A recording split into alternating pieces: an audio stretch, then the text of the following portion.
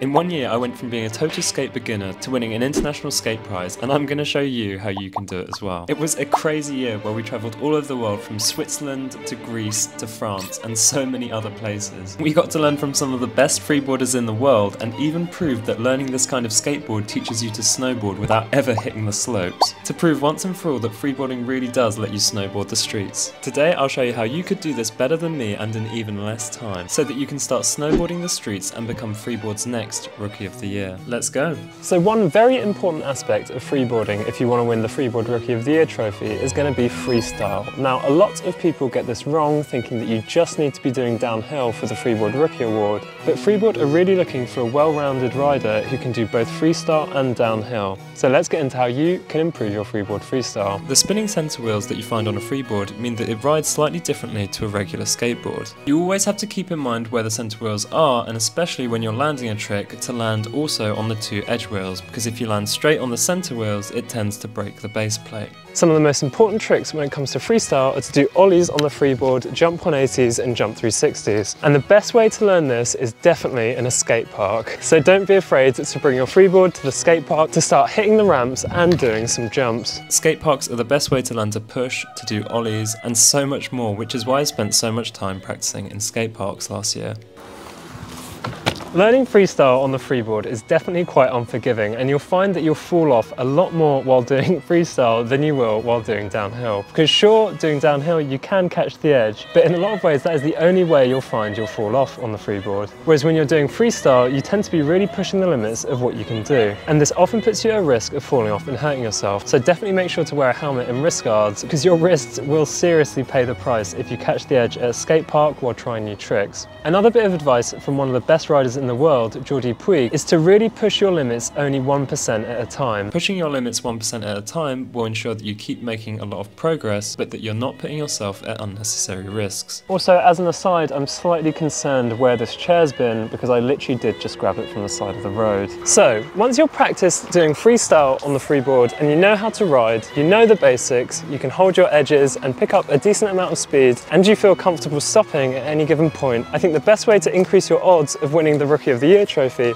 is to really improve your downhill. And at the end of the day, the best way to do that is through the freeboard events. Because with the Rookie of the Year, you have to have less than 3 years riding. And it goes without saying that the best way, bar none, to learn how to improve your downhill riding is by riding with others who have improved theirs already. You will learn so much more going to the events and trying to follow the best riders than you will on your own trying to figure out all of these different things all by yourself. And so you could easily become a better downhill rider than I am by going to these events. Riding with others at the events isn't really to learn new tricks, but more to develop your own riding style. Because by following more seasoned riders, you'll see that they have certain ways of doing each trick. One example of this, which we've seen in a previous video, is the 360 spin, where the stance is incredibly important to make sure that you don't catch the edge while doing it. Another trick which I've mentioned a lot recently is shifties, which I learnt primarily from Quentin, especially while riding with him in Switzerland, and also by watching his montages. It's through the inspiration from other riders that you start to develop your own style. And for sure, having a unique riding style for your rookie submission will go a very long way in helping you win. For example, we just have to look at 2022's winner Adnan from Morocco, who clearly developed his own freeboard riding style. I mean, just look at how low down he rides while going down these little streets. It looks sick, and is clearly a very unique riding style. It's also worth noting that in 2022 there was a pretty fierce competition from that year's second place winner Jordan Steiner, who had developed a pretty high level for downhill riding. And despite this incredibly high level of downhill riding, Adnan still took the prize for the Rookie of the Year. And so if you're interested in trying to win the trophy yourself, it's definitely worth trying to learn freestyle. This comes down to Freeboard wanting to advertise their boards as multi-purpose, not just for downhill, but also for skate parks. You probably could still win if you were incredibly good at downhill and didn't do any freestyle, but in order to get that downhill level, you'd probably have to have ridden with some seriously fast riders and learnt to bomb in switch, regular, and do spins at incredibly high speeds.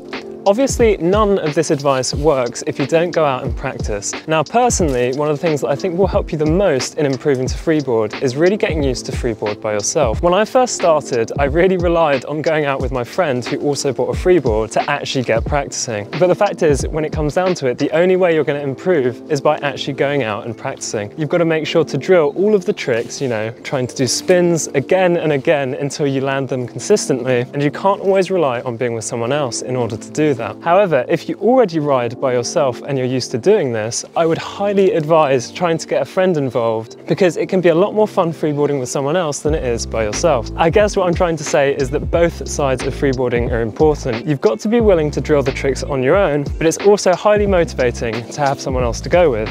To add to this point, it really helped for me to have my Insta360 because it was always motivating me to get out and shoot some more videos. It also meant that when it came time to make the montage for the rookie submission, I had a lot of clips to put in it. I don't recommend this for everyone, but if you are genuinely wanting to win the Rookie of the Year submission, then Insta360 cameras are basically second to none. Because they shoot a full 360 degrees, it's basically like you have your own cameraman with you. So how often should you expect to be going out freeboarding if you want to win the Freeboard Rookie of the Year trophy? Now, the fact is, if you want to win, you probably are going to have to really enjoy the process of learning to freeboard, because it isn't really about the trophy at the end of the day, it's about learning a new skill that you really enjoy. If you really want to learn to carve down all of your local hills and turn them into snow slopes, then it's going to be much easier to motivate yourself to go out, you know, every day or every 2 days and really start making a lot of progress on the freeboard. In the last year, I found that I went a lot before and after work and tried to fit freeboarding in whenever I had the chance. Now, along that line of thought, given that you do have 3 years, I think it's still worth submitting even if you're basically a total beginner. The Freeboard Rider Awards are just run by the community for a bit of fun to spice it up along with the events. It really isn't about winning the trophy, it's about learning to freeboard and sharing your progress. So honestly, it does not matter what level of freeboard riding you're at. It is totally worth submitting either way, and I hope to see a lot of your submissions this summer. If you've made it to the end of the video and you don't know what freeboarding actually is, because I didn't fully explain it in the beginning this time, it's basically a skateboard which emulates snowboarding on roads. And I highly recommend sticking around. This sport is unbelievably underrated, and I think it is going to go big this year. There are so many events lined up for the summer to come, and so now is the best time to get into it. As always, a massive thank you to Freeboard, who provide us with an affiliate link, so if you do want to get started with the Freeboard 5 or 5X, then you can support the channel by purchasing through this link. Again, a massive thank you for those of you who have pressed join to become channel members. I understand that this is definitely not financially feasible for everyone, but your support goes an incredibly long way and is much appreciated. Equally, for those of you that comment and are part of the community, that is also worth a whole lot, and it is amazing to see you guys replying to all of the questions and really helping to spread the word of freeboard. You guys know who you are and you are great, so thank you very much for being part of the channel. As you probably know, the Rookie of the Year trophy is really not about the trophy itself, but about joining the community, learning this incredibly fun sport, and even possibly learning to snowboard without ever hitting the slopes. In the last year, freeboarding has become a pretty important part of my life, and I'm sure that this is true for a lot of other riders. You will definitely not look back once you start learning to freeboard and joining the events. It is so much fun. Either way, whether you stick around or not, thank you very much for watching, and I hope you have a good one.